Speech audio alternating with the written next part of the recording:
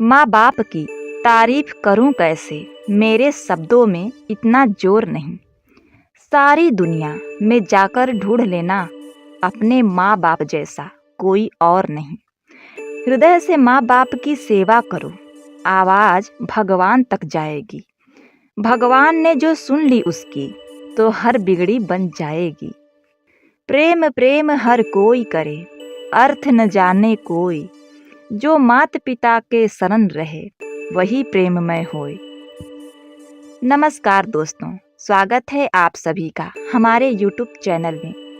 प्रिय दोस्तों, आज की कहानी है 4 बेटों ने अपने बूढ़े पिता के साथ ऐसा व्यवहार, ऐसा सलूक किया कि जिसे देखकर सबकी रूह कांप गई। कड़वा है लेकिन सच है। प्रिय दोस्तों, बिना किसी देरी के हम इस कहानी को शुरू करते हैं। बाबा, आप ये पानी पी लीजिए, आपका कंठ सूख रहा है और आपको तो लगता है कि बुखार है। कब तक ऐसे बिना दवाई के रहेंगे? चलिए, मैं आपको हॉस्पिटल ले चलती हूँ। नेहा ने एक पेड़ के नीचे लेटे बुजुर्ग व्यक्ति से पूछा। दरअसल नेहा का घर उसी पेड़ के ठीक सामने था। आते जाते लोग उस बुजुर्ग व्यक्ति को, उस बूढ़े बाप को रोटियां खाना दे दिया करते थे और इसी तरह नेहा भी उस बाबा को कुछ खाना दे दिया करती थी। लेकिन आज जब मंदिर से आते समय उसने देखा कि बाबा पिछले 2 दिन से सिर्फ लेटे हैं। उनके शरीर में कुछ ज़्यादा प्रतिक्रिया, ज़्यादा हलचल नहीं हो रही है, बस बेजान से लेटे थे। तो चिंतावश वह बाबा के पास आती है और उनसे उनका हाल चाल पूछने लगती है। जब उसने देखा कि वो बीमार हैं, उन्हें बुखार आया है, तब नेहा अपने घर जल्दी से जाती है और कुछ रोटियां और सब्जी लेकर आती है। बाबा को खाने के लिए देती है। जब वो बाबा सब्जी रोटी खाने लगते हैं तो उनको खाया नहीं जाता, क्योंकि तकरीबन 80 साल उनकी उम्र हो गई थी। मुंह में दांत भी नहीं थे। अब यह देखने के बाद नेहा सोचने लगती है, बेचारे बाबा को मैं बेकार में ही रोटियां दी, मुझे उनके लिए खिचड़ी बनाकर लाना चाहिए था। अब मन ही मन बड़ा अफसोस करती है और कुछ दवाइयाँ खिलाने के बाद अपने घर चली जाती है। और इसी तरह रोज सुबह शाम खिचड़ी और दवाइयाँ उस बाबा को खिलाने लगती है। धीरे धीरे देखते देखते 2-3 दिन के अंदर वो बाबा ठीक हो जाते हैं। एक दिन नेहा जब अपने बच्चे को स्कूल से छोड़ कर आती है तो वह बाबा के पास बैठ जाती है और बाबा से उनका हाल चाल पूछने लगती है। कहती है, बाबा, अब आपकी तबीयत कैसी है? अब तो आप देखने में ठीक लग रहे हैं। बाबा, क्या आपका कोई परिवार नहीं है? अरे, कोई तो होगा जिसे आप अपना कह सकें। इस दुनिया में आप अकेले हैं क्या? उस बूढ़े व्यक्ति ने कोई जवाब नहीं दिया। थोड़ी देर तक चुप रहने के बाद बोले, बेटी, तू अनजान होते हुए भी मुझे खाना खिलाई, मेरे लिए दवाइयाँ लाई, मेरी सेवा किया तूने। मैं तुझे दिल से आशीर्वाद देता हूँ। तू सदा सुखी रहे, तेरा सुहाग बना रहे, तू हमेशा जीवन में खुश रहे। आंखों में मानो अनायास ही आंसुओं के धार फूट पड़ते हैं और कहते हैं, बेटी, मेरा भी एक भरा पूरा परिवार था। मेरी पत्नी और घर में 4 बेटे थे। घर बड़ा ही सुखी था। मेरा एक छोटा सा राशन का दुकान था। मेरी पत्नी मेरा खूब सेवा किया करती थी, मेरे हर ज़रूरतों का ख्याल रखती। उसके लिए मैं ही सिर्फ उसकी दुनिया था। मेरे साथ साथ बच्चों की सेवा करती, घर का पूरा ख्याल रखती और अपने भाग्य पर बड़ा इतराती, भगवान को धन्यवाद करती। कहती, मेरे 4 बेटे हैं, घर में 4 बहुएं आएंगी, नाती पोतों से आंगन भर उठेगा। बड़े सपने थे उसके। मेरा बड़ा बेटा दिनेश पढ़ने में बहुत तेज था। मैंने जैसे तैसे करके उसके पढ़ाई को पूरा किया, उसे इंजीनियर बनाया। इंजीनियर बनके वह विदेश चला गया। उसे अच्छा पैकेज मिला। विदेश से लौटने के बाद मानो लड़कियों की लाइन लग गई। उसके रिश्ते आने लगे। एक बहुत ही अच्छे और अमीर परिवार में उसकी शादी कर दी गई। बहू अमीर खानदान से थी, इसलिए ज़्यादा दिन तक हम लोगों के साथ नहीं रही और अपने पति के साथ अमेरिका चली गई। अब तो उन दोनों का आना भी बहुत कम हो गया था। धीरे धीरे उन्होंने आना ही बंद कर दिया। अब मेरा छोटा बेटा दीपक, वो भी अपने बड़े भाई की तरह नक्शे कदम पर चल रहा था। वो भी पढ़ने में ठीक। मैंने उसे भी पढ़ाया, उसकी सारी ज़रूरतें पूरी की। उसे गांव देहात बिल्कुल भी पसंद नहीं था। पढ़ाई पूरी करने के बाद उसे अच्छी नौकरी लग गई। वह शहर चला गया और शहर के ही रंग ढंग में खो गया और शहर के ही लड़की से उसने आर्य समाज मंदिर में शादी कर लिया। माँ बाप को बताना जरूरी नहीं समझा। उसे गांव में शादी करने का बिल्कुल भी मन नहीं था, इसलिए उसने अपनी मनमानी की। और तीसरे नंबर का बेटा सूरज, जो कि पढ़ाई में उसका मन नहीं लगता था, खेल कूद यही उसकी दुनिया थी। वह अपने फुटबॉल मैच के लिए प्रैक्टिस के लिए जाया करता। उसकी मेहनत रंग लाई। उसका सिलेक्शन फुटबॉल टीम में हो गया। वह खेलने के लिए बाहर आने जाने लगा, हमसे दूर रहने लगा। अपने खेल में, उसकी प्रैक्टिस में हमेशा व्यस्त रहता। और इसी दौरान उसकी मुलाकात उसके ही जैसे एक खिलाड़ी से हो जाती है, जिसका नाम रुचि था। रुचि से उसने शादी कर लिया। वो भी एक खिलाड़ी और बेटा भी खिलाड़ी। दोनों अपने प्रैक्टिस में जुटे रहते, अपने खेल कूद में हमेशा व्यस्त रहते। बहू को टाइम ही नहीं रहता कि हमारे साथ आकर रहे। वो तो हमेशा अपने खेल में बिजी रहती। बेटी, मेरे 3 बेटे हाथ से निकल चुके थे। अब बचा चौथे नंबर का बेटा, सबसे लाडला दुलारा विजय। उसको तो बस फिल्मी दुनिया में जाना था, उसे हीरो बनना था। वो भी हमें छोड़कर चला गया। वो भी मुंबई चला गया। एक दिन पड़ोस के ही लड़के ने मुझे बताया, काका, आपका बेटा तो टीवी एक्टर हो गया है, टीवी शो में काम करने लगा। अरे देखिए, उसका सीरियल कितना पॉपुलर हो रहा है। वो तो एक फेमस टीवी एक्टर बन गया। बेटी, मेरे 4 बेटे नाम शोहरत सब कुछ कमाने के लिए बाहर चले गए, लेकिन इस पिता को, इस माँ को कोई याद नहीं किया। किसी के पास टाइम नहीं रहता कि माँ बाप का हाल चाल जान सके। चारों बेटे इस बूढ़े माँ बाप को छोड़कर देश विदेश रहने लगे। इस माँ बाप का तो किसी को फिक्र ही नहीं था। अब धीरे धीरे मेरी मीरा भी बीमार रहने लगी। उसे बच्चों की हमेशा याद आती। वो इंतजार करती कि उसके बच्चे आएंगे। अब इसी तरह धीरे धीरे उसके स्वास्थ्य में ज़्यादा तेजी से गिरावट होने लगती है। इसकी सूचना मैंने बच्चों को भी दी कि उसकी माँ बीमार है, लेकिन कोई भी बच्चे के पास समय नहीं था। मैंने बड़े बेटे को फ़ोन किया तो उसने कहा, पिताजी, मुझे इतना कहाँ समय है। आपको तो पता है अमेरिका से भारत आने में कितना पैसा लगता है।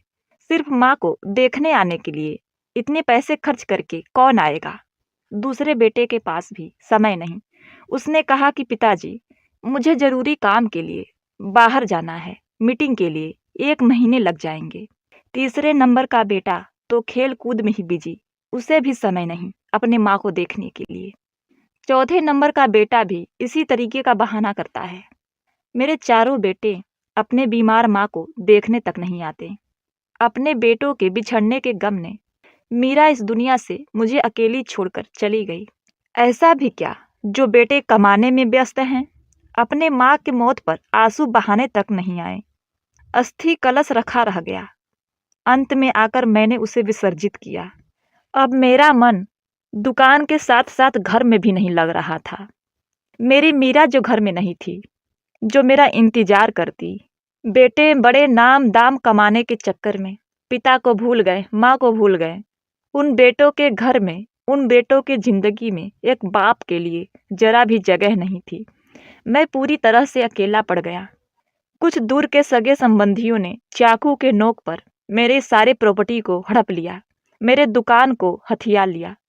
मैं पूरी तरह से बेघर, बेरोजगार हो गया, सड़क पे आ गया।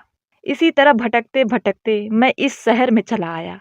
यही पेड़ मेरा आशियाना बना। इसी के नीचे मैं बैठकर भीख मांगने लगा। आते जाते लोग मुझे भीख दे दिया करते और तू भी मुझे कुछ खाना खिला दिया करती थी। यही मेरी जिंदगी है। इतना शब्द कहते कहते उस बूढ़े पिता के आंखों से आंसू रुकने का नाम ही नहीं ले रहे थे, जिसे देखकर नेहा के भी आंखों में आंसू आ गए। वह फूट फूट कर रोने लगी और कही, बाबा आज आप अभी मेरे साथ मेरे घर चलिए। अब बाबा उससे पहले कुछ कहते, नेहा ने उनका हाथ पकड़ा और अपने घर लेकर आई। नेहा उस बूढ़े व्यक्ति के दोनों बेटे, खिलाड़ी सूरज और एक्टर विजय को अच्छी तरह से जानती थी। उसने यह बात अपने पति से बताई। उस बूढ़े बाप की सारी व्यथा को अपने पति से कहा। यह सुनने के बाद उसका पति शुभम भी बुरी तरह से चौंक गया। उसे भी बड़ा अजीब लगा और बड़ा दुख हुआ। नेहा का पति शुभम पेशे से एक वकील था। नेहा ने 4 दिनों तक उस बूढ़े बाप का सेवा किया, उन्हें खिलाया पिलाया, दवाई दर्पण किया। अब चौथे दिन नेहा के पति शुभम ने उस बूढ़े बाप के पास आकर कहा, बाबूजी, इस कागजात पर कुछ साइन कर दीजिए। मैं इस कागज को कोर्ट में पेश करने वाला हूँ। मैं आपके बेटों के खिलाफ नोटिस डालने जा रहा हूँ। अब यह सुनने के बाद उस पिता ने कहा, बेटे, अपने ही बेटे पर मैं केस कैसे कर दूँ? तब शुभम ने कहा, बाबा, आपको आश्चर्य क्यों हो रहा है? माता पिता अपने गुजारे के लिए बच्चों से गुजारे की राशि मांग सकते हैं। जब उन्होंने कोई शर्म नहीं रखी तो आप क्यों विचार कर रहे हैं? शुभम की बातें उस बूढ़े पिता को अच्छी लगी। उन्होंने तुरंत दस्तखत कर दिया। अब चारों बेटों के पास कोर्ट का नोटिस जा चुका था। जो बेटे अपने पिता को देखने के लिए आ नहीं पा रहे थे, वो भागे भागे कोर्ट का नोटिस मिलते ही चले आते हैं।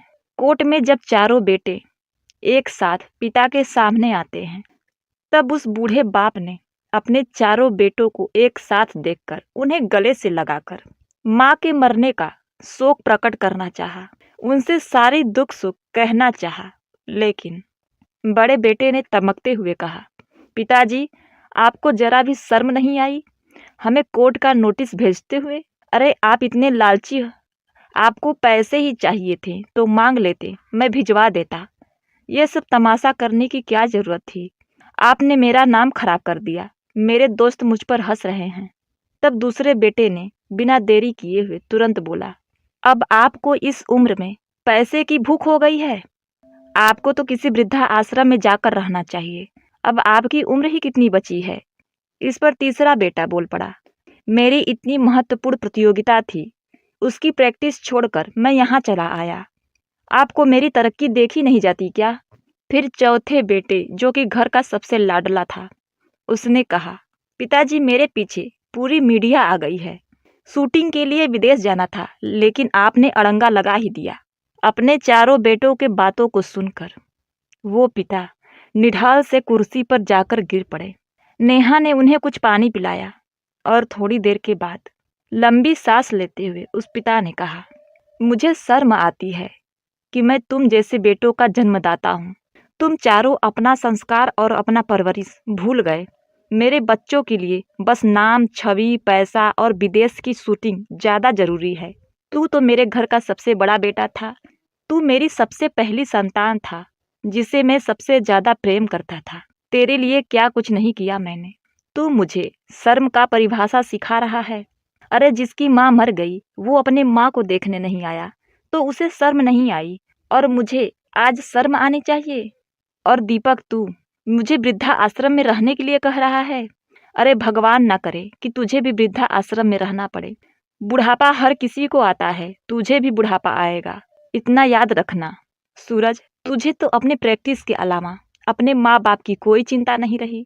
विजय, तू तो अपने माँ का सबसे लाडला, सबसे दुलारा बेटा था ना। मर गई तुझे याद करते करते। उसके अस्थियों को बहवाने तक नहीं आया, तू उसे हाथ लगाने भी नहीं आया। कैसे बेटे हो तुम सब, नालायक निकम्मे। तुम जैसे नालायक निकम्मे बेटे भगवान किसी को न दे।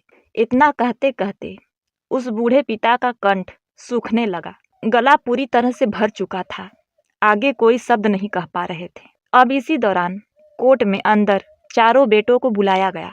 अंदर सारी बहस होने लगी, लेकिन वह बूढ़े पिता अंदर नहीं गए, बाहर ही रह गए। अंदर चारों बेटों के मौजूदगी में बहस होने लगा और कोर्ट ने अपना निर्णय सुनाया कि चारों बेटों को अपने पिता को गुजारा भत्ता देना होगा और उन्हें बारी बारी से अपने पिता को अपने साथ रखना होगा।